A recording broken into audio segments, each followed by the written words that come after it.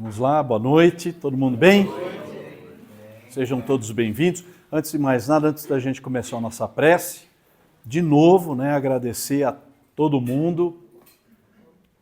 Nosso telhado está aí, Agora, pessoal, água fluidificada só no copinho, Não vai mais cair do céu, Não adianta.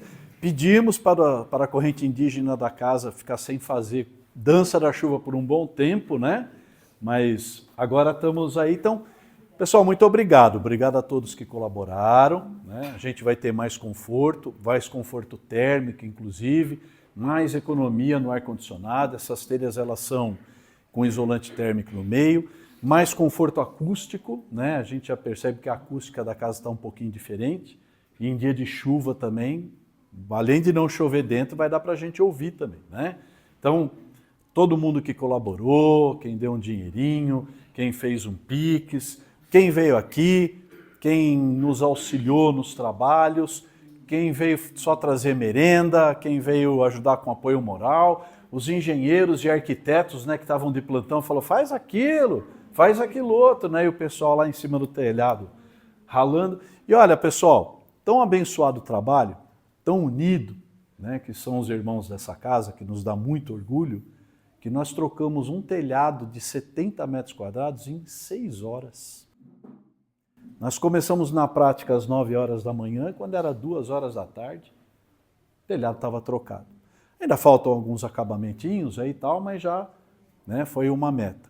E aí, aproveitando para lembrar a todos que o nosso caixa então zerou, estamos novamente abertos a doações. Quem quiser, a gente tem o Pix da casa, temos a caixinha lá de doação, temos outras metas a cumprir agora, que vai ser dar uma ajeitada lá na parte das cabines, dar uma melhorada nas cadeiras, mas isso é uma outra história. Então, muito obrigado para quem ali devagarinho foi dando 10, 20, 30 reais, está aqui o resultado.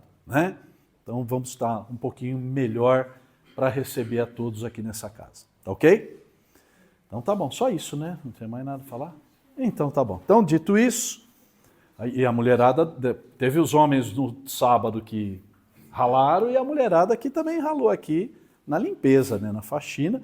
E veja que foi areia e foi muito pó, porque lavamos 2 vezes isso aqui e ainda tem um pozinho aí. Mas acho que é desbotou por causa Da VAP, da tinta, pode ser. Bom, tá bom. Depois a gente vai pintar chão, vai pintar tudo de novo. Tudo bem? Então vamos lá, pessoal? Vamos retomar então o nosso estudo, vamos retomar o nosso bate-papo da noite. Pessoal, vamos lembrar a todos, é um bate-papo, fiquem à vontade para perguntar, para interromper, para tirar as dúvidas. O que importa é que a gente saia daqui diferente de quando entramos. O que importa é que nós compreendamos um pouco mais da vida espiritual, do Evangelho do Cristo. É isso que importa no nosso estudo, no nosso trabalho aqui. Tá ok? Então vamos lá. Bom, para a gente começar a noite, nós preparamos na reflexão algo que já vinha sido pedido tanto pela espiritualidade quanto por alguns, O tal do Evangelho no lar. Pessoal, nós temos na prática espírita, a prática espírita não tem doutrina, não tem ritos, não tem ritualística, não temos nada, Não tem nada fixo, amarrado, Não temos roupagens diferentes, tudo é muito à vontade dentro do livre-arbítrio de cada um. Mas tem uma recomendação que a doutrina sempre nos faz, que é a prática do Evangelho no lar, tá? Então vamos falar rapidinho como é que é esse Evangelho no lar e para que ele serve, Então, primeiro, escolher um dia e horário fixo. E aqui já vem alguma coisa da doutrina. Por que um dia e um horário fixo? Então você precisa escolher na sua semana, nos seus horários, um dia e hora em que você vai se comprometer de realizar esse trabalho. Aqueles que pensam que a espiritualidade fica nas nuvens tocando arpinha 24 horas por dia, não fica. A espiritualidade tem trabalhos. Os nossos mentores, os nossos protetores têm atividades durante o dia. Então, quando nós nos programamos em nossa casa e firmamos uma data e um horário, pode ter certeza que a espiritualidade se programa para estar ali presente. Então, é muito importante. E nós também, pessoal, vou ser um pouquinho chato, A noite da casa espírita não é aquela noite que sobrou para você. Porque a noite que sobrou para você vai começar a não sobrar. Qualquer outra atividade que venha, hoje não vou na casa espírita porque hoje apareceu. Então tem que ser, pessoal, façam isso, é uma boa prática. Tem que ser uma noite dedicada, assim como o Evangelho no Lar, tem que ser uma data, horário dedicada, tá ok? Água fluidificada, assim como nós fazemos aqui na casa espírita, bote lá um copo, bote lá uma jarrinha, né? De água. Ai, Paulo, tem que ser uma mesa branca? Não. Ai, tem que ter uma toalha? Não. A jarra tem que ser de cristal? Não. Somos simples. Copinho de plástico com água. Né? Quantas pessoas vão participar? Depende da sua família e da sua casa, a gente já vai ver isso. Tá? Não temos formalidade. Na nossa casa aqui, outro dia nós fizemos alguns exercícios no nosso desenvolvimento mediúnico, né? Foi até muito engraçado ver a cara dos médiuns, né? Que chegaram para trabalhar e não tinha mesa. Quem falou que tem que ter mesa para ter trabalho espiritual? Nenhum lugar da doutrina. E o trabalho se desenvolveu sem mesa, da mesma forma. A mesa é um conforto para o médium, né? Assim como as cadeiras, a gente trabalha até em pé. Não há problema disso. Então o nosso Evangelho no Lar, pessoal, também, tem que ter a mesa, tem que ser... Não, procure um local tranquilo da casa. Só isso, ok? Convite. Convida as pessoas que você gosta. Filho, pai, irmão, marido, mulher, vizinho, vizinha. Ok? Paulão, lá em casa ninguém quer. Faça sozinho. Você não vai estar sozinho. Vocês conhecem a história do Chico? Chico, em determinado momento lá em Pedro Leopoldo, no começo da casa espírita, né? Ele orientou aos médiuns que os médiuns precisavam estudar e que precisavam fazer o Evangelho. E o Chico então designou uma noite e começou a fazer o Evangelho na casa espírita. Diz a história do Chico, que por 6 meses o Chico sentava sozinho na casa espírita e fazia o Evangelho sozinho. Porque todos os médiuns achavam que não precisavam mais saber de nada. Até hoje é assim, hein? Aqui não, né? Os nossos já têm fome de conhecimento, já têm sede de conhecimento, né? Então, convide. E se ninguém quiser, faça sozinho, tá? Prece inicial. Pessoal, como nós fazemos aqui, é exatamente o mesmo processo. Faz uma prece. Pode ser um Pai Nosso. Paulo, eu não tenho inspiração para fazer uma prece. Reze um Pai Nosso, reze uma Ave Maria, reze um credo em Deus Pai, ou faça um bate-papo, como eu sempre brinco, né? A juventude hoje, mano do céu, né? Mano do céu tá ótimo, Jesus está ouvindo. Mano do céu, o bagulho hoje foi doido, né? Nós aí nas paradas, ele vai estar entendendo do mesmo jeito que você ajoelhar no milho e falar, meu, ok? Uma prece inicial. A prece deve ser algo de coração. A prece é esse momento, pessoal, onde nós aqui, elevamos a nossa vibração e nos conectamos com a espiritualidade. É como se a gente abrisse a porta da nossa casa para a espiritualidade chegar. Tá? É isso. Leitura e comentário do Evangelho. Pega-se lá o Evangelho, como a gente faz na casa espírita. Quer ler um trecho já pré-determinado? Leia.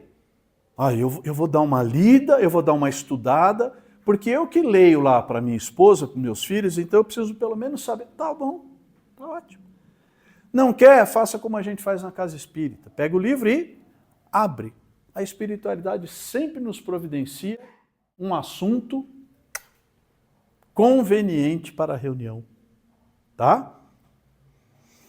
Faça a leitura desse texto e faça um comentário. Quanto tempo, Paulo? 10 minutos, 15 minutos, 20 minutos, 30 minutos. Se empolgar e o assunto correr solto, vai para os 40 minutos. Não há um tempo pré-determinado. Olha, lá em casa ninguém tem muita inspiração, ninguém tem muita, né? Já estamos começando. A gente faz a leitura, fala o que você achou. Uhum. E você? Ah.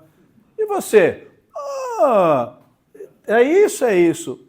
Tá ok, pessoal. Para começar, tá ótimo, né? Não temos doutores do evangelho em casa, tá? Com o passar do tempo, a própria espiritualidade presente começa a nos intuir do que dizer, do que fazer, né? Tá bom? Por fim, uma prece final, né? Então, esse é o momento da gente, já que estamos em sintonia, já que elevamos a nossa vibração, é o momento da gente pensar naquela tia que se foi, na mãe que não está mais ali presente, no primo que está doente, naquele vizinho que briga com todo mundo, nas pessoas que gostamos, nas pessoas que estão bem, nas pessoas que estão mal. É o momento da prece final, pedir por todos, para que aquela energia que vocês geraram, assim como acontece nessa casa, se espalhe. E isso é caridade. Muito melhor do que enfiar a mão no bolso e dar R$10 para o cara no farol. Essa é uma caridade muito boa. Tá ok? Então, é isso. É assim que a gente faz o evangelho no lar. Difícil? Não. O que podemos fazer? Do jeito que nos aprover. Tá? O que é sempre bom lembrar? Se você pudesse ver a defesa que existe em seu favor quando você ora, é lógico que é uma ilustração simbólica, né? Mas lembrem-se de uma coisa. Na nossa casa, lembra que a gente estudou aqui? Como é que a gente expulsa espíritos obsessores? Não se expulsam espíritos obsessores. Por quê? Porque todo espírito tem o livre-arbítrio. Ele vai ficar onde ele quiser. Está lá no Evangelho, pessoal. Mas o que a gente faz? A gente substitui. Quando fazemos o Evangelho no lar e nos cercamos de bons espíritos, os espíritos perturbados e que não querem a luz, não querem a salvação, não querem encontrar um acolhimento, se sentem incomodados e se afastam. É assim que funciona. Ok?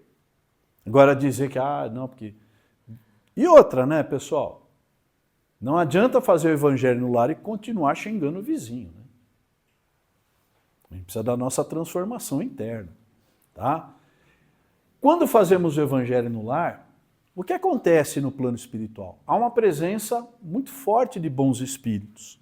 E, na vossa casa, no seu evangelho no lar, junto da sua família, são trazidos vários espíritos que nunca ouviram a palavra do evangelho. Tão desencarnados, tão em perturbação, e a espiritualidade falou, presta atenção, escuta aqui o que essa família está fazendo. Mas é isso? Então. E esses espíritos acabam sendo socorridos e acolhidos. Tá ok? Então, aqueles espíritos perturbados que estão na nossa casa, por que estão na nossa casa, pessoal? Primeiro porque eles estão em todos os lugares. Ele está dentro do seu carro, na estrada? Tá. O que a doutrina nos ensina? Que nós acotovelamos com os espíritos. Então estão na sua casa porque podem. Ok? E a segunda situação, muitas vezes, porque nós é que os atraímos. Paulão, eu não quero atrair obsessor nenhum.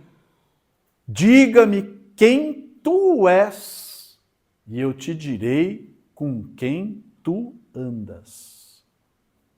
A tua vibração, pela lei da sintonia, acaba atraindo, muitas vezes de uma forma irresistível, espíritos em perturbação, espíritos infelizes. Seja para ser socorrido, seja para perturbar mais, eu vou aproveitar que já mete o louco mesmo, então também vou meter o louco na casa dele. Né? É assim, pessoal. Os espíritos, quem são os espíritos? As almas dos homens que viveram na Terra. Diferentes da gente? Quem aqui, quando desencarnar, vai ganhar asinha, harpa, vai saber todos os segredos do universo? Nenhum de nós. Nós não seremos desencarnados muito diferentes do que somos hoje. Nós somos o que somos. Talvez com um pouco do manto do esquecimento, em coisas que nós não devemos lembrar, boas e ruins. Tá? Mas é isso. Tudo bem? Paulo, você fala de dia, mas de noite também eles trabalham. Sim, não, pode falar. Inclusive o evangelho pode fazer em qualquer horário, né? É que você fala de dia, você pensa que ele fica igual uma anjinha de dia, de noite também. Também. Não dorme, né? Espírito não dorme, pessoal. Tudo bem aí? Todo mundo vai fazer o evangelho no lar? Ó, pessoal, eu sei que é difícil pegar no breu, viu? Mas vocês vão ver que as energias da casa melhoram muito, tá? Melhoram muito. Bom, então vamos lá, vamos voltar então para o nosso livro dos Espíritos, né? Estamos lá na parte 3ª, falando das leis morais. Estamos lá no capítulo 10, falando da lei de liberdade. Falamos da liberdade natural, da escravidão, da liberdade de pensar, liberdade de consciência e livre-arbítrio. Estamos falando de um tema muito interessante que é a fatalidade. Né? Começamos na segunda-feira passada e algumas surpresas já vão surgir na aula de hoje, né? No bate-papo de hoje. Primeiro, o que nós vimos? Que fatalidade só existe uma. Qual? A morte. A desencarnação, a nossa desencarnação. É a única fatalidade, ou seja, algo que não vai mudar. Né? Ó, aqui, pessoal, posso afirmar com certeza doutrinária, todo mundo que está aqui vai desencarnar. Mas a morte é uma fatalidade, Paulo? É uma fatalidade no sentido geral da palavra. Eu pensei que era uma bênção. É uma bênção também, né? Mas é fatal, né? Nós não escapamos dela, né? O Zé está falando que é uma bênção. Por quê, pessoal? Para o espírito, para nós estarmos encarnados enquanto espíritos, é como se estivéssemos engaiolados. É como um pássaro engaiolado. Então, o Zé falou, quando desencarnamos, a sensação de liberdade do espírito é muito grande. Tá? Vamos lá então entrar na fatalidade? Questão 852, pessoal. Há pessoas que parecem perseguidas por uma fatalidade que independe da sua maneira de agir. A desgraça não estaria no destino deles? Quem aqui não conhece alguém que tudo dá errado? Né? Tudo dá errado. Tudo que acontece com o cidadão ou com a cidadã. É disso que o Kardec está perguntando. E ele pergunta, não é a desgraça que está no destino? Pessoal, já vimos que destino não é como nós pensamos. Né? Tudo a gente bota a culpa no tal do destino. Vamos lá. Talvez essas desgraças aí sejam provas que devam suportar e que elas escolheram. Talvez sejam provas que devam suportar e que elas escolheram. Talvez. Ok? Mas, na grande maioria dos casos, o que é? Lançais a conta do destino, o que em geral é apenas consequência da vossa própria falta. Pessoal, nós temos uma mania muito grande de terceirizar. Tudo que dá errado na nossa vida é culpa de quê? Do azar, do outro. Deus está me castigando. É castigo de Deus. Nunca a culpa é nossa, já repararam? E, na verdade, o que os Espíritos nos dizem? Que é o contrário. tudo, pessoal, é a lei de causa e consequência. A fatalidade, ela é muito restrita. Nós já vamos ver isso aí, vamos explorar um pouquinho melhor isso daí. Em meio aos males que te afligem, tenta manter tua consciência pura e já obterás metade da consolação. Falou a solução dos seus problemas? Falou que vai cair dinheiro na sua conta se você estiver orando?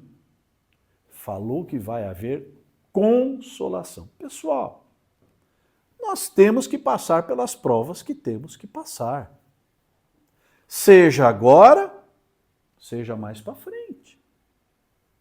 Vai ter que passar provas e expiações, consequências de nossos atos.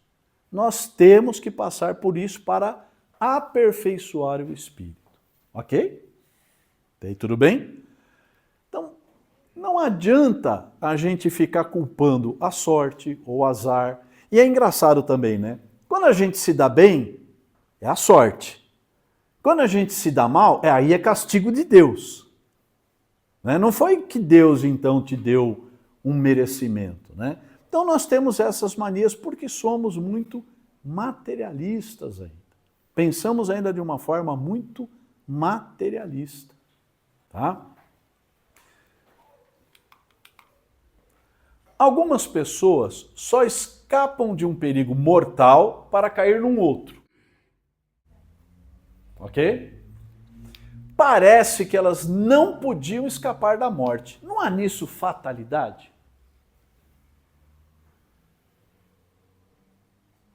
Então vamos entender o que é essa questão do desencarne. No verdadeiro sentido da palavra, apenas o instante da morte é fatal. Então quando a gente fala fatalidade, a gente está falando do momento da desencarnação. No sentido estrito da palavra fatalidade. Tá? Quando esse momento chega, seja de uma forma ou de outra, não podeis a eles vos subtrair. O que ele está falando aqui? Quando chegar o momento do teu desencarne, não tem para onde escapar. Tudo bem? Mas calma, mas o que ele perguntou? Tem gente que escapa de um perigo mortal para cair num outro, está toda hora passando perigo. Aí ele pergunta, assim, qualquer que seja o perigo que nos ameace, não morreremos se não tiver chegado a hora? E aí? O que vocês acham?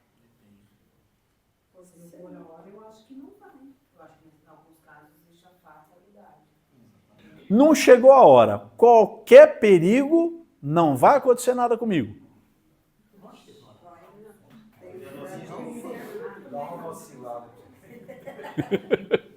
E aí?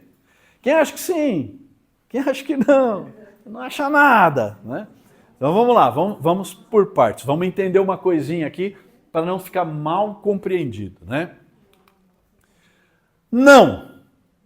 Não perecerás, e disso tem milhares de exemplos. Nós estamos falando de perigos. Qual é a pergunta? Qualquer que seja o perigo que nos ameace, não morreremos se não tiver chegado a hora? Não. Não perecerás, e disso tem milhares de exemplos. Porém, quando chegar a tua hora de partir, nada poderá impedi-lo. Estamos falando de perigo. Deixa eu só concluir. Deus sabe antecipadamente por que gênero de morte partirás daqui. E com frequência, o teu espírito também o sabe. Pois isso lhe foi revelado quando fez a escolha dessa ou daquela existência. Estamos falando de perigos. Aí eu te pergunto, a doutrina ela está submetida às leis? Então quer dizer que se eu pular de cabeça do 14º andar de um prédio e não for meu dia de morrer, eu não morro? O suicídio? Então no uso do nosso livre-arbítrio, quando abusamos do nosso livre-arbítrio, podemos sim. E é por isso, pessoal, que o suicídio, ainda que indireto, né, ainda que culposo, é uma conduta extremamente grave em termos espirituais. Não é que ofende a Deus, magoa a Deus, porque Ele nos ama profundamente. Mas o prejuízo espiritual que geramos a nós mesmos é muito grande. Ok? Então, o que a espiritualidade está dizendo aqui? Que a nossa hora da morte está predeterminada. Dela Deus sabe e nós frequentemente também sabemos. E veja, o que ele usa aqui, ó? A gente já viu isso daqui.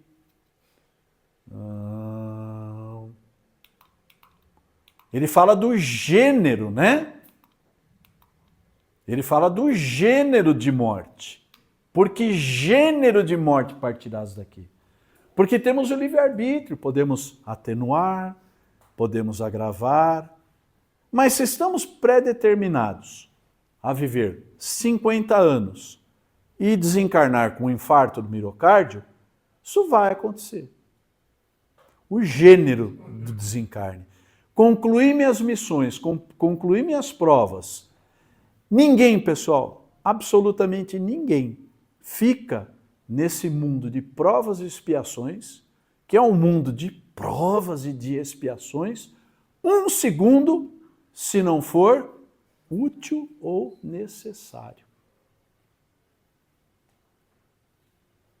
A André ia perguntar lá atrás. É isso que você acabou de explicar. Tá vendo? Transmimento e pensação, André. Acho que é por isso que acontece esses acidentes de avião e muitas pessoas às vezes não embarcam lá quando tem que embarcar, porque não é só hora, né? Exato. Nós vamos ver daqui a pouquinho que desses perigos, ele fala, mas tem gente que evita. É a intuição. Sabe? Aí sim a espiritualidade pode nos intuir, ela não pode intervir, pessoal. Mas ela pode falar assim, ó, toma mais um café que dá tempo de se chegar no aeroporto para pegar o avião. Ele fala, acho que eu vou tomar um café. E perde o voo da Chapecoense. Tá? Então, isto sim. Você ia falar alguma coisa, Wagner? Não? Então, veja, nós sabemos, quando a gente vem para a encarnação, pessoal, nós sabemos as provas que nós estamos submetidos. Nós sabemos se vamos contrair um câncer, né? Dizem os médicos espirituais, dizem alguns médiuns de renome, que o câncer, por exemplo, é um expurgo do espírito. É um expurgo de energias que a gente adquiriu lá atrás. Toxinas espirituais que a gente adquiriu lá atrás. E é uma forma do espírito expurgar. E quando vimos para esse mundo, encarnamos, com essa expiação para ser cumprida, sabemos. Mas a misericórdia de Deus é tão grande que nada nos é imposto. Não é verdade? Nós não somos filhos de um Pai soberanamente justo, bom, amoroso, misericórdia infinita? A espiritualidade superior fala, então, você que lá trucidava, envenenava as pessoas na Inquisição, né? Amarrava os caras na roda, colocava um funil e jogava óleo fervendo, garganta abaixo. Acho que agora já está na hora de você reencarnar com um tumor de laringe. Será que eu fiz isso, Paulo? Não sei. Estou dando exemplo, Zé. Né? Estou dando exemplo. Vai saber, porque é aquilo que eu sempre falo, né? Todo mundo que faz regressão foi o quê? Cleópatra, Napoleão, né? Falo para você, eu conheço umas 10 Cleópatras. Ninguém foi inquisidor né? Ninguém foi torturador, ninguém foi soldado de Átila o Huno destruindo toda a Ásia na base do porrete e do facão. E aí, gente, é aquela coisa. Como é que a gente explica né, espiritualmente falando, um bebê que nasce com uma condição dessa. Não é? Estava vendo hoje no Instagram, né, no Instagram, na rede social, uma senhora que teve gêmeos, 2 crianças lindas, com os bebês ainda muito novinhos, perdeu o marido num acidente e os 2 filhos contraíram leucemia e desencarnaram. Então, que karma é esse, né? A gente não usa o termo karma, né? Mas para as pessoas até que estão em casa entender um pouquinho, qual é essa expiação, né? Por que tanta expiação? Mas, como eu sempre digo, no universo de nosso Pai, não existem vítimas nem injustiçados. Paulo, que mal fez um bebezinho? É o que mal ele trouxe. Olha, oi? Então, né? Kardec pergunta, né? Ele pergunta lá atrás para o Espírito de Verdade e fala assim, mas a pessoa é tão boa, por que acontece isso? E o Espírito de Verdade fala assim, que sabes tu dessa pessoa? O que você sabe dessa pessoa? O que você sabe dessa alma, desse espírito? Né? Sabemos para ti, não sabemos nem, não lembramos nem de nós, né? Nem de nós a gente lembra o que fizemos, né? E olha, de novo eu falo, o manto do esquecimento é uma misericórdia divina. Não mexe aí. Não, conselho meu, não é da doutrina. Se Deus achou melhor você não lembrar, você esqueceu o que você fez em encarnações passadas, confia. Não vai futucar isso daí. Né? Ok? Tudo bem? Vamos seguir. Kardec não dá mole, né, para o Espírito de Verdade. Do fato de ser infalível a hora da morte, pode-se concluir que as precauções que se tomam para evitá-la são inúteis? E aí? Olha que interessante a pergunta, né? Do fato de ser infalível, a hora que você vai morrer, você vai morrer.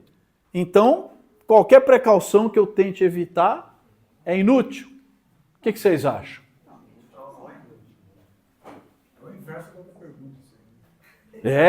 O Kardec pergunta de um jeito e depois ele pergunta de outro, para ver se o Espírito de Verdade fala a mesma coisa, né? Então vamos ver a resposta. Não, pois as precauções que tomais vos são sugeridas com vistas a evitar a morte que vos ameaça. A morte que vos ameaça. Aquela morte, pessoal, que não é a definitiva. Sugestões, né? Eu acho melhor você não andar 180 na chuva, na estrada de noite. Não, mas não é minha data de morrer. E aí? Ô Paulo, às vezes isso também tem a ver com o túnel de piso que vai, mas não vai e volta. Com o quê? Hã? Essa colocação que você fez aí. Ah. Vai ou não vai? É hora de ir, não é hora de ir. Ele viu o túnel. O túnel de luz? Não, a experiência de quase morte é outra coisinha aí. A gente pode falar sobre ela daqui a pouco. Né? Você vai ver que tem uma questão um pouquinho mais para frente que fala um pouco sobre isso. Tá? Então, pessoal, não abuse. Né? Não abuse, porque você pode antecipar o seu momento de desencarnação. Nós não temos livre-arbítrio? Não é um dom que Deus nos deu? E você pode adiar também? Pode. Ó, boa pergunta. Podemos também adiar a nossa morte? Da data que foi definida? É. Adiar? Divaldo por 2 vezes, mas é o Divaldo, né? Mas Divaldo por 2 vezes, né? Não, o moço da Chapecoense lá que caiu no avião, depois caiu no ônibus, morreu 2 vezes. Então, mas é porque não era a hora dele. Né? Mas O Divaldo morreu, teve a parada cardíaca, vocês sabem dessa história, né? Viu a mãe, eu morri, falou, ainda não. estão resolvendo. Mas o Divaldo pode entender e pode ver tudo isso. Isso pode acontecer com qualquer um de nós. Mas, por exemplo, Tá? de repente eu teria que morrer aos 60 anos num acidente trágico. Tá. Aí, se a gente fizer muito quando a gente faz um bem, a gente anula o mal que a gente Isso, bem lembrado. seguindo esse raciocínio. Isso. Eu perguntei, então de repente, se eu me tornei uma pessoa melhor, fiz muitas coisas boas, tanto isso pode talvez ser adiado ou também ter uma morte melhor. Sim, com certeza. Vocês entenderam o que a Paty perguntou? A gente vem predestinado a certas provas e expiações, em razão do que fizemos.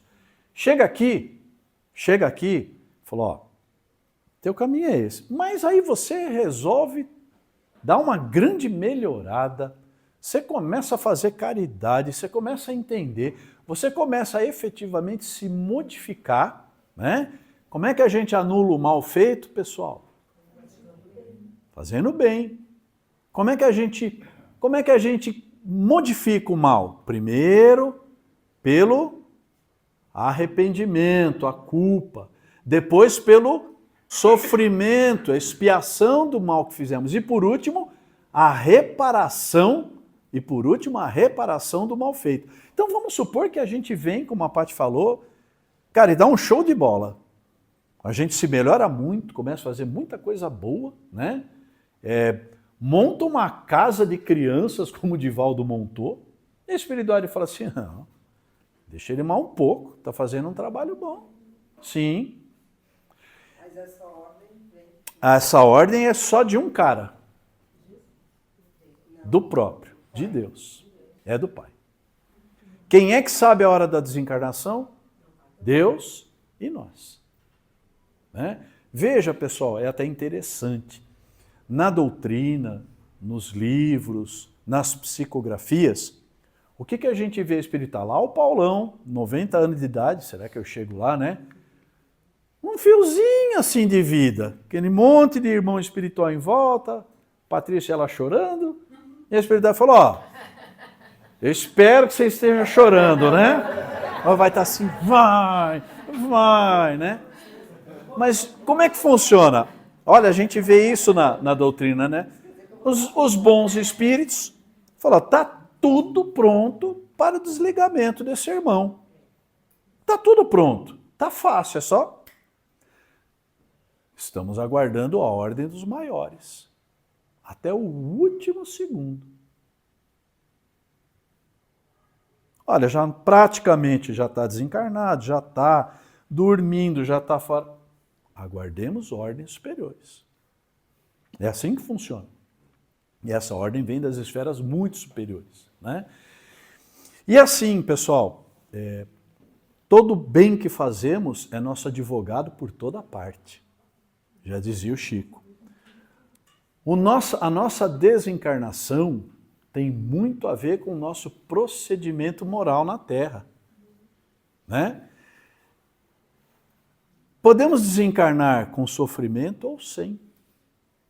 Ainda estava vendo uma palestra da Maíse Braga, de um trabalho mediúnico, em que a espiritualidade falou, olha, um avião que caiu numa mata, né?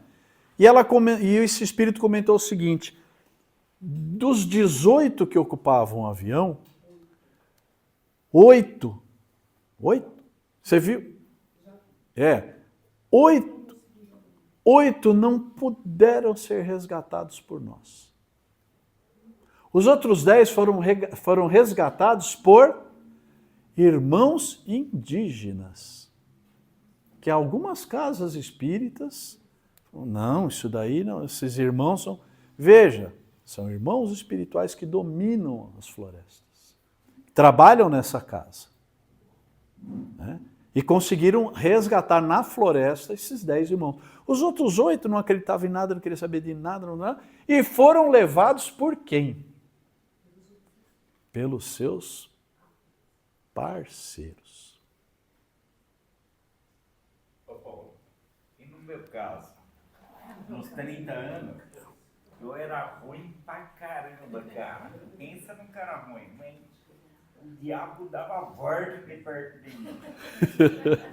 E daí eu fui transportado para Você já- um lugar. Já contei isso. Já daí. contou isso aqui. E por que eu tive essa oportunidade? Por causa do amor que eu estava sentindo pelo bebezinho que tinha nascido, que era minha filha. Por causa do amor que Deus tem por você e tem por cada um de nós. Porque o lugar que eu fui era feio, velho. Então, Ai do céu. o Zé teve uma experiência aí de ser conduzido em sonho, né, Zé? Mas um sonho bem real. O seu José, ele é um médium nosso da casa, né? Mas bem antes, né, como ele já contou aqui, foi meio da pá virada. E ele, você quer falar um pouquinho, Zé? Não? E ele teve uma experiência de ser levado lá no umbral e falou assim, ó, você tá vendo? É aqui que você vai ficar, ó. Não foi isso, Zé? Foi.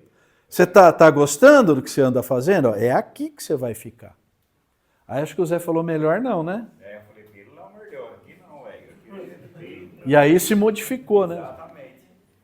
E daí eu prometi para a pessoa que estava segurando na minha mão que eu ia melhorar.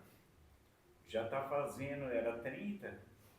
A pessoa Já que tá era, fazendo 39 anos, que- eu estou melhorando, bem devagarzinho. que era um espírito, né? Era um espírito que estava te conduzindo pela mão. E você prometeu para esse espírito que você ia melhorar. É. Tá aí. Mas o amor à filha também ajuda, né? Sim, lógico, né? Mas, foi por causa disso? Não. Foi por causa do amor que Deus tem por cada um de nós. Porque eu posso amar muito minha filha e minha mulher e continuar sendo ruim. Tá cheio disso, hein? Opa, eu amo minha filha, eu amo chegar perto dela e vou dar um tiro na cara dele. Ah, mas eu chorei Né? pra caramba, Paulo. Nossa, cara. Né? A experiência, né? Chorei, me arrependi. Falei assim, não vou ficar aqui não, mas de jeito nenhum. Dá um jeito aí, por causa que aqui não. Nós vamos ver aqui, pessoal, para frente, que a todo momento... Posso fazer uma pergunta? Fala, Pra André. ele? Vamos lá. Ele falou que deu a mão para um espírito, né? E ele lembra do rosto desse espírito? Eu lembro.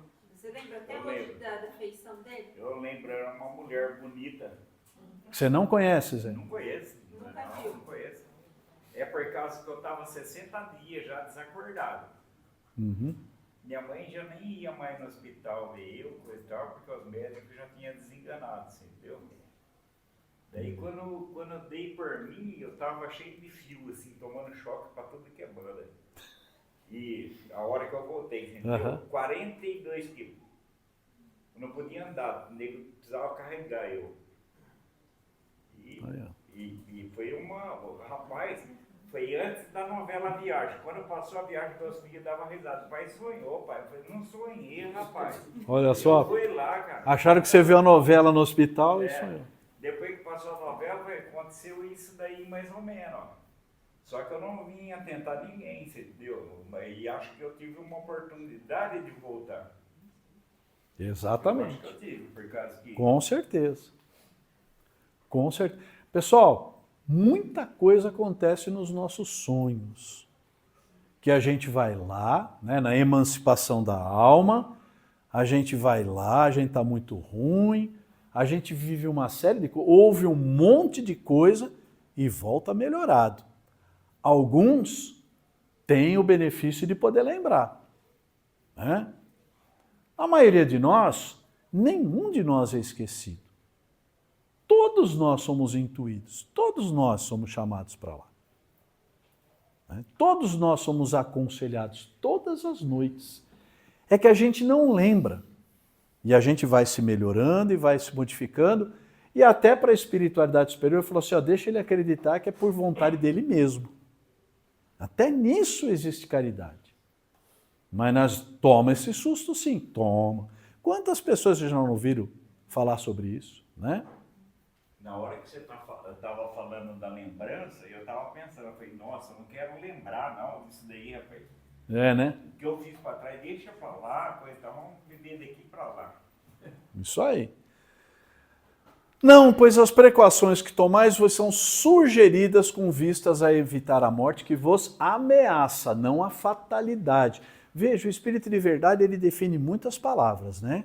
O que é a fatalidade, o que é uma ameaça de morte. Ok?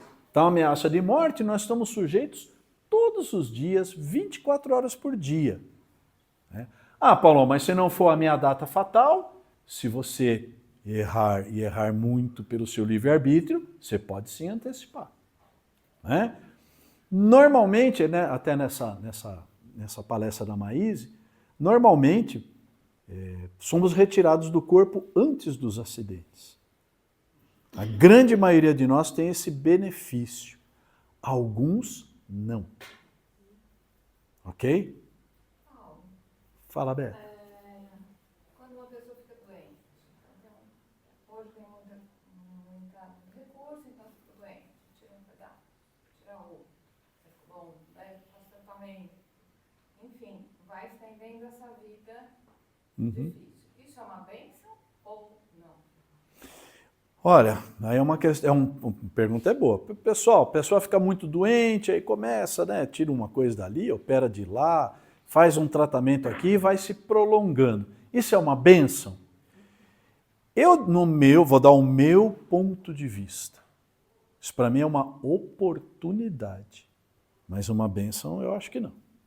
Por quê? Eu vou prolongar meu sofrimento, mas eu vou ter condições de expiar mais coisas. Né? Se a gente pensar no natural, né? Se a gente tivesse há 40 anos atrás a medicina, muitos de nós aqui teria desencarnado na infância de diarreia. As crianças morriam de diarreia, pessoal. 50, 60 anos atrás. Nós não estamos falando de 50, 60 anos atrás. Né? Então a medicina, ela vem também como uma bênção de Deus? Vem. Mas ela também está toda dentro do programa. Muitas vezes nos prolongamos no sofrimento porque faz parte da expiação.